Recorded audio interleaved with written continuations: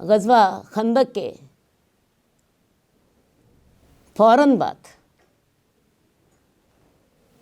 غزوہ بنو قریظہ کا واقعہ ہوا۔ رسول اللہ صلی اللہ علیہ وآلہ وسلم ام سلمہ کے گھر میں غسل کر رہے تھے کہ حضرت جبریل ان کے پاس آئے۔ حضرت جبریل کہنے لگے کہ آپ نے تو ہتھیار اتار دیے، فرشتوں نے ابھی ہتھیار نہیں اتارے۔ میں ابھی بنو قریظہ کے قلعے کی طرف جا رہا ہوں، میں ان کے دلوں میں رعب پیدا کروں گا۔ آپ بھی اپنے صحابہ کو حکم دیں کہ وہ وہاں پہ آ جائیں۔ رسول اللہ صلی اللہ علیہ وسلم نے غسل کیا اور اعلان کرا دیا کہ تمام صحابہ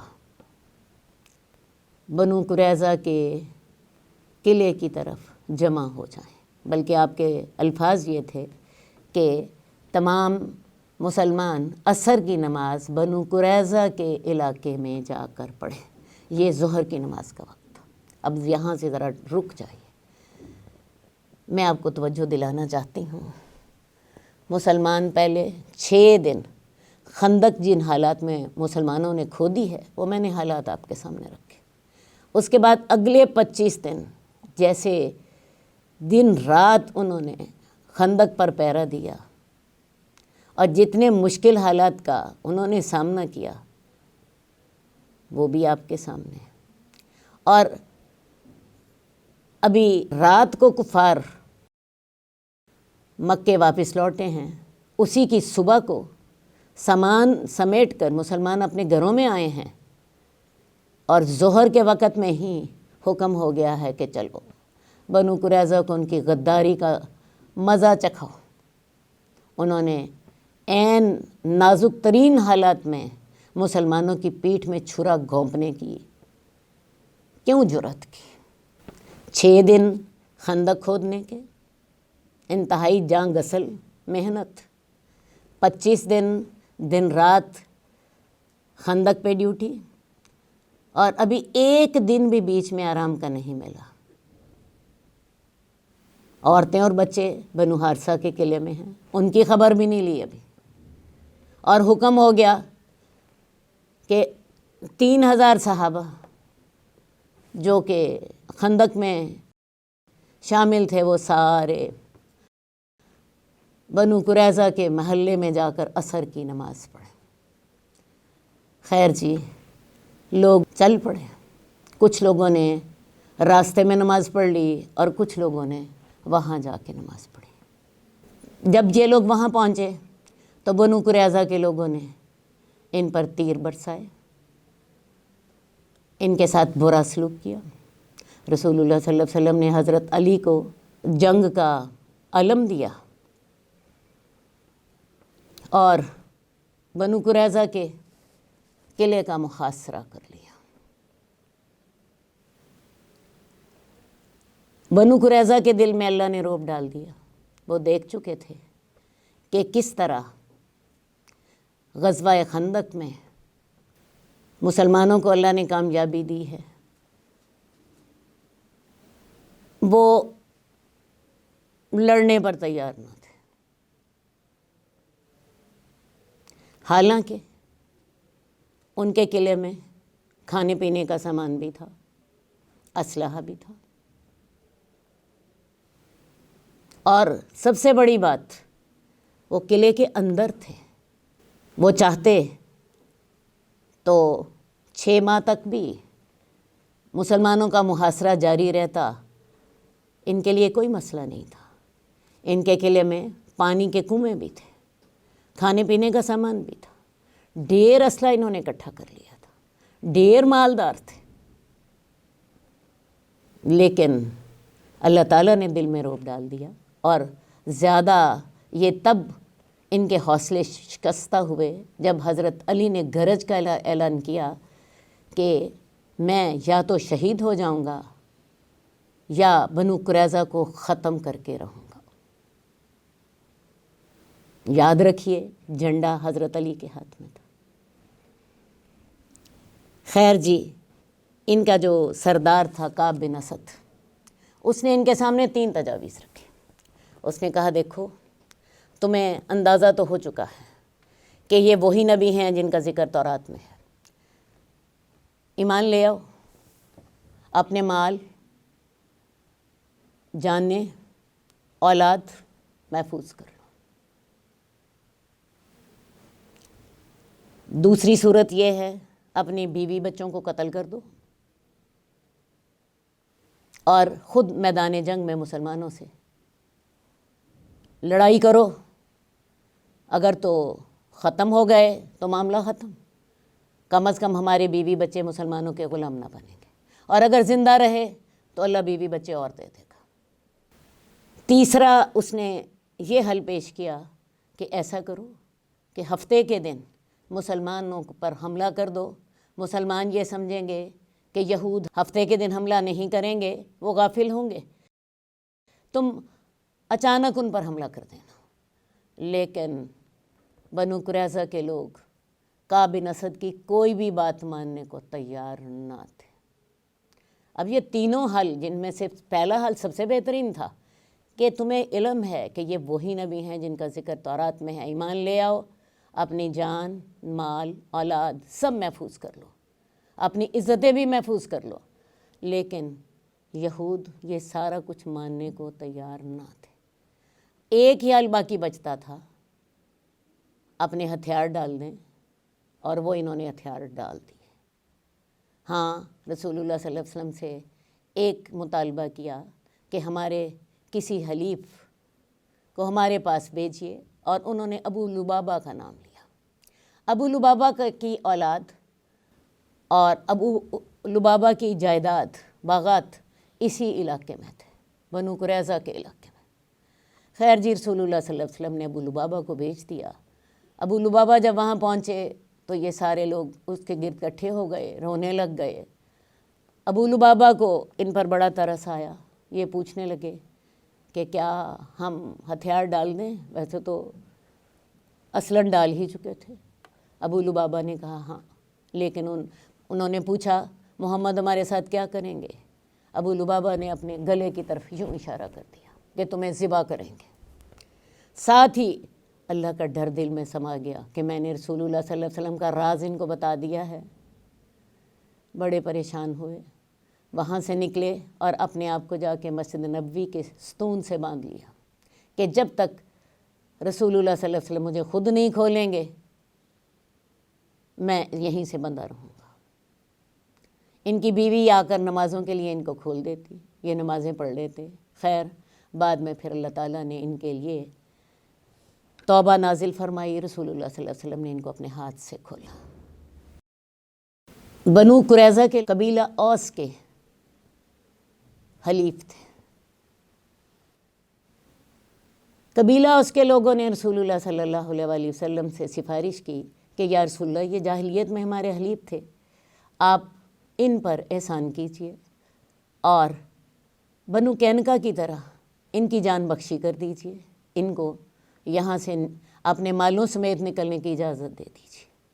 جب انہوں نے دیکھا کہ رسول اللہ صلی اللہ علیہ وسلم خاموش ہیں، کہنے لگے اچھا پھر بنو نذیر کی طرح ان کو یہاں سے نکلنے کی اجازت دے دیں۔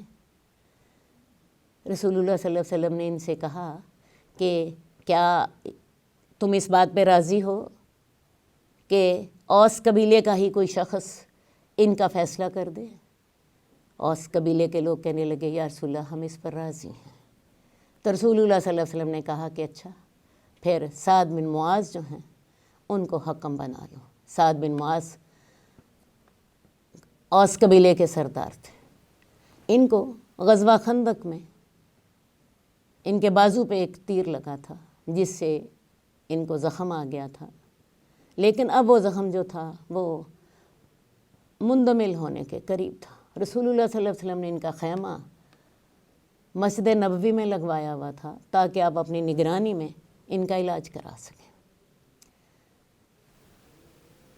یہ خود بھی اللہ سے دعا مانگتے تھے کہ اللہ تعالیٰ مجھے تب تک شہادت نہ دینا جب تک کہ میری آنکھیں بنو قریظہ کے معاملے میں ٹھنڈی نہ ہو جائیں، کیونکہ بنو قریظہ نے جس طرح نازک ترین حالات میں مسلمانوں کی پیٹھ میں چھرا گھونپنا چاہا تھا، سعد بن معاذ کو اس کی بڑی سخت تکلیف تھی۔ خیر جی، جب یہ معاملہ طے ہو گیا تو حضرت سعد بن معاذ کو بلایا گیا۔ حضرت سعد بن معاذ ایک گدھے پر سوار ہو کر آئے۔ آپ نے کہا کہ اپنے سردار کی طرف جاؤ۔ بڑی عزت سے انہیں اتارا گیا اور حضرت سعد بن معاذ بیٹھ گئے ان کا فیصلہ کرنے کے لیے۔ حضرت سعد بن معاذ نے فیصلہ کرنے سے پہلے یہ کہنا مناسب سمجھا کہ کیا بنو قریظہ کے لوگوں پر میرا فیصلہ لاگو ہوگا؟ ہاں یا رسول اللہ، لاگو ہوگا۔ پھر انہوں نے پوچھا کیا مسلمانوں پر بھی میرا فیصلہ لاگو ہوگا؟ مسلمانوں نے کہا ہاں۔ پھر انہوں نے رسول اللہ صلی اللہ علیہ وسلم کی طرف اشارہ کیا اور آپ کا احترام اس قدر تھا کہ چہرہ اس طرف تھا، اشارہ اس طرف تھا کہ کیا ادھر بھی میرے فیصلے کو قبول کیا جائے گا؟ رسول اللہ صلی اللہ علیہ وسلم نے کہا ہاں۔ اب حضرت سعد نے اپنا فیصلہ سنایا۔ حضرت سعد بن معاذ نے یہ فیصلہ کیا کہ ان کے لڑائی کے قابل مردوں کو قتل کر دیا جائے، ان کی عورتوں اور بچوں کو قیدی بنا لیا جائے اور ان کے اموال مسلمانوں کے قبضے میں آ جائیں۔ رسول اللہ صلی اللہ علیہ وسلم نے جب یہ فیصلہ سنا تو آپ نے فرمایا کہ یہ 7 آسمانوں پر بھی اللہ کا فیصلہ یہی تھا۔ حقیقتاً سعد بن معاذ نے یہ فیصلہ تورات کے مطابق کیا تھا۔ تورات میں غداری کی یہی سزا ہے۔ اب کیا ہوا؟ ان کے تمام لوگوں کو باندھ دیا گیا، مردوں کو علیحدہ کر دیا گیا، عورتوں کو علیحدہ کر دیا گیا، گڑھے کھدوائے گئے کھلی جگہ پر اور ان کی باقاعدہ لسٹیں بنی۔ 600 یا 700 لڑنے کے قابل لوگوں کو قتل کر دیا گیا۔ کعب بن اسد سے کسی نے پوچھا کہ کیا ہو رہا ہے؟ وہ کہنے لگے تمہیں نظر نہیں آ رہا؟ پکارنے والا پکارتا جا رہا ہے، لوگ جائے جا رہے ہیں اور واپس کوئی بھی نہیں آ رہا۔ خیر جی، 600 یا 700 لوگوں کو یکے بعد دیگرے ان گڑھوں میں ڈال کے قتل کر دیا جاتا رہا۔ ان کی عورتوں اور بچوں کو مسلمانوں نے غلام بنا لیا۔ ہاں، کچھ لوگ جو کہ ایمان لے آئے تھے، کچھ چند ایک وہ بچ گئے اور بنو قریظہ کا جو قلعہ تھا جس میں سے ڈھیر اسلحہ مسلمانوں کو ملا، یہ مسلمانوں کے قبضے میں آ گیا۔ رسول اللہ صلی اللہ علیہ وسلم نے یہود کے ساتھ بڑا احسان کیا۔ بنو قینقاع کو جانے کی اجازت دے دی، ان کی جان بخشی کر دی۔ بنو نذیر کو، حالانکہ انہوں نے رسول اللہ صلی اللہ علیہ وسلم کے قتل کا منصوبہ بنایا تھا، ان کو بھی اجازت دے دی، وہ جتنا مال چاہیں اپنے ساتھ لے جائیں، اپنے بال بچوں کو بھی لے جائیں، ان کی بھی جان بخشی کر دی۔ لیکن آپ کے اس احسان کا بدلہ کیا تھا کہ بنو نذیر ہی کے 20 سرداروں نے پوری دنیا کے مخالف لوگوں کو مدینے پہ لا چڑھایا تھا۔ بجائے اس کے کہ وہ رسول اللہ صلی اللہ علیہ وسلم کے اس احسان کو سمجھتے کہ آپ نے ان کی جان بخشی کی تھی، انہوں نے یہ احسان کا بدلہ دیا کہ تمام لوگوں کو مدینہ لا چڑھایا۔ اور بنو قریظہ نے عین جنگ کے وقت میں، عین نازک ترین حالت میں کفار سے یہ معاہدہ کیا، تم سامنے سے لڑائی کرو، ہم پیچھے سے لڑائی کرتے ہیں اور مسلمانوں کو جڑ سے اکھاڑ دیتے ہیں۔ اس دفعہ ان پر احسان نہیں کیا گیا، اللہ کی تقدیر یہی تھی۔ اور اس طرح اللہ تعالیٰ نے یہود کے تینوں قبائل کو، جو کہ مدینے میں بڑی اہم پوزیشن کے حامل تھے، صرف 6 سال کے اندر اندر ختم کر دیا۔ اور یہ اس وجہ سے تھا کہ ان کو علم تھا کہ یہ نبی برحق ہیں، ان کی نشانیاں وہ تورات میں پاتے تھے، جیسا کہ میں نے آپ کو بتایا کہ بنو قریظہ کے سردار کعب بن اسد نے ان کو تجویز ہی یہی پیش کی تھی، لیکن یہ اپنے حسد اور اپنے بغض کے مارے رسول اللہ صلی اللہ علیہ وسلم پر ایمان نہ لا سکے۔ اپنے حسد، بغض، تکبر کی وجہ سے کہ نبی صلی اللہ علیہ وسلم بنی اسرائیل میں سے نہ تھے بلکہ بنی اسماعیل میں سے تھے، اپنے اس تکبر کی وجہ سے، اپنے اس حسد اور بغض کی وجہ سے وہ ایمان نہ لائے۔ سب کچھ جانتے بوجھتے انہوں نے رسول اللہ صلی اللہ علیہ وسلم پر نہ صرف رسول اللہ صلی اللہ علیہ وسلم کی تصدیق نہیں کی بلکہ ان کے خلاف سازشیں کی، ان کے خلاف ہر حرکت کی۔ لہٰذا 6 سالوں کے اندر اللہ تعالیٰ نے مدینہ سے ان کا نام و نشان مٹا دیا، حالانکہ قوموں کی زندگی میں 6 سال کوئی بڑی چیز نہیں ہوتے، اور یہ نتیجہ ہوتا ہے اللہ کی نافرمانیوں کا۔ اللہ کے وعدے پورے ہوتے ہیں، اللہ تعالیٰ اس شخص کو معاف نہیں کرتے جو سرکشی اور بغاوت پر تل جاتا ہے۔ حجیج بن اخطب کا بھی انجام یہی ہوا کہ اس کو بھی بنو قریظہ کے لوگوں کے ساتھ قتل کر دیا گیا۔ آپ کو یاد ہوگا کہ حجیج بن اخطب نے بنو قریظہ کے سردار کعب بن اسد سے وعدہ کیا تھا کہ اگر تمہارے ساتھ کوئی معاملہ ہوا تو میں تمہارا ساتھ دوں گا، میں تمہارے قلعے میں آ جاؤں گا اور جو تمہارا انجام ہوگا میرا انجام بھی وہی ہوگا۔ لہٰذا جب بنو قریظہ کے جوانوں کو قتل کیا گیا تو حجیج بن اخطب کو بھی ان کے ساتھ ہی قتل کیا گیا۔ یہ بھی اسی انجام کو پہنچا جس انجام کو بنو قریظہ اور کعب بن اسد پہنچے تھے۔